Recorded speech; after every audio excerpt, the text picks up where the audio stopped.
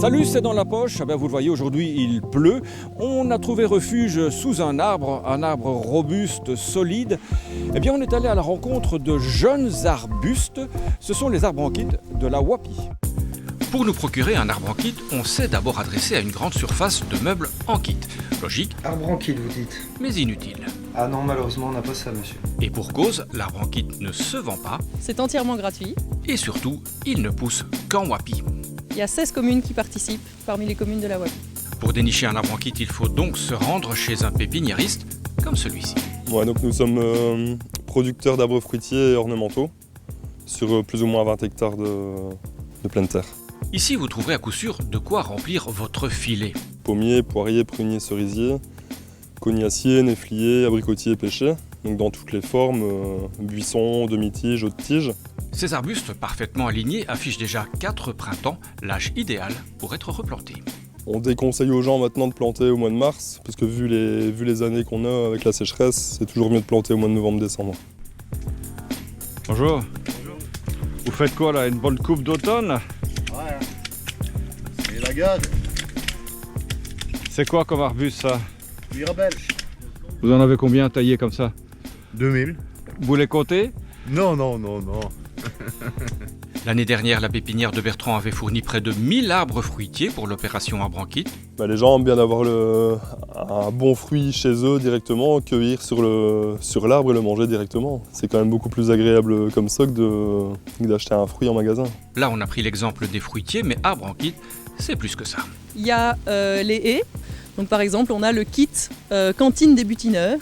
Et ça, c'est quand on veut attirer un maximum d'insectes pollinisateurs. On a un deuxième kit qui s'appelle Restaurant des oiseaux. Là, même chose pour les oiseaux. On a un kit qui s'appelle Clôture facile, si jamais on veut juste clôturer.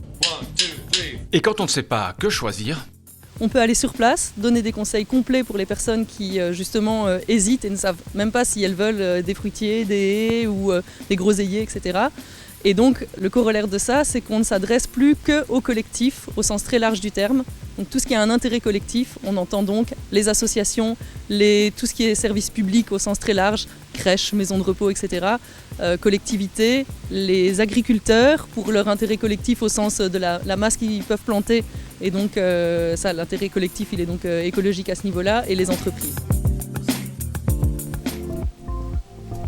Bon, vous voyez, il continue à pleuvoir encore et toujours, tant mieux pour les agriculteurs, tant mieux pour les maraîchers. Comme Anthony, tiens, lui, il cultive son potager et en plus, il confectionne des bouquets numériques. Dans la famille d'Anthony, maman est plutôt...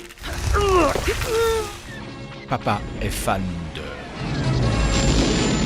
Anthony, lui, est amoureux de... la nature.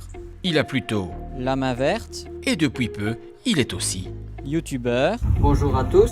Aujourd'hui, nous allons parler des petits bébés salades. Ces tutoriels jardinage, Anthony les réalise depuis quelques mois avec Amandine, sa compagne. C'est partager avant tout et alors peut-être aussi donner aux gens qui ne connaissent pas des astuces pour éviter les erreurs de débutants. Comme je travaille en espace vert, chacun donne un peu ses idées et ses connaissances. Du coup, ça permet d'évoluer en tout moment.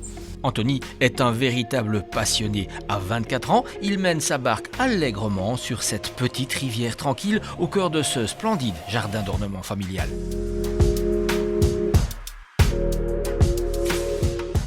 À la base, je voulais faire aquariophile, c'était pas possible parce qu'il n'y avait pas d'études pour. Et du coup, je me suis lancé dans l'horticulture, ça m'a plu et maintenant, voilà, j'ai vraiment eu tout ce que je voulais. Si on est passionné à la base, le métier après, c'est vraiment un plaisir. À chaque fois, le même plaisir, comme celui chaque jour d'œuvrer au sein du service des espaces verts de la province de Hainaut. Celui de travailler la terre dans son potager. En fonction de la saison, il y a différents travaux effectués. Ici, en l'occurrence, on a eu une période de forte chaleur. Et alors, ici, le sol s'est compacté d'un coup. Et du coup, ici, je suis en train de l'aérer pour vraiment incorporer l'eau qui pourrait encore tomber par la suite. Celui, par exemple, de récolter avec fierté différentes variétés de tomates. Ces variétés-ci sont en fait des variétés qui sont pas hybridées. Du coup, on peut récolter les graines. Il y a des variétés qui sont croisées et génétiquement modifiées. Et ces variétés-là ne sont pas semables. Pourquoi? Parce qu'elles ne vont pas donner le même code génétique que le fruit d'avant. Ou encore le plaisir d'élargir son terrain de jeu. commencé à faire mes bonsaïs moi-même. Donc ici c'est une bouture que j'ai faite il y a plus ou moins 4-5 ans. Et alors à partir d'une bouture, on a commencé à former le tronc et au fur et à mesure on l'a ramifié avec des branches principales charpentières, secondaires et tertiaires. Et au fur et à mesure, je dois vraiment travailler l'arbre pour qu'il soit vraiment un résultat proche de celui de la nature, tout en essayant de garder les proportions exactes du tronc par rapport aux branches et des ramifications. On l'a dit, Anthony s'intéresse absolument à tout de la nature, de cette terre où il a les pieds bien ancrés et la tête remplie d'idées, sans pression, avec passion et une bonne dose d'engrais philosophiques. Après le jardin d'Anthony, on va passer à la ferme, une vraie ferme, avec des vaches, des moutons, des cochons et même un marché bio. C'est ici à Tournai, le domaine de Gros. Le domaine de Gros, c'est un peu comme l'île au trésor, avec au milieu la ferme, dont l'origine remonte à 1492. Alors c'est facile à retenir parce que c'est le jour ou l'année où Christophe Colomb a découvert l'Amérique. Et là, ici, cette ferme naissait. Et je suis assez fière de continuer cette tradition. En 5 siècles, le domaine a bien sûr évolué, mais il est resté fidèle à ses racines. Donc on a des grandes cultures, des céréales, beaucoup de céréales. On est très diversifié en fait dans tout ce qu'on fait, dans tout ce qu'on produit. On a aussi des animaux qui viennent compléter le cycle écologique et agroécologique de notre ferme. On a les vaches, les Black Aberdeen Angus, les cochons, Mangalissa, on a des poules marrans et depuis hier, on a un petit troupeau de brebis Zwartebes. Et ici, tout le monde travaille pour tout le monde. La vache, ça fertilise les grandes cultures pour pouvoir produire les céréales et finalement avoir un bon pain à la fin. Les cochons, pareil, on leur fait labourer des champs en hiver, par exemple, pour préparer la nouvelle saison. Et les moutons, ils tondent.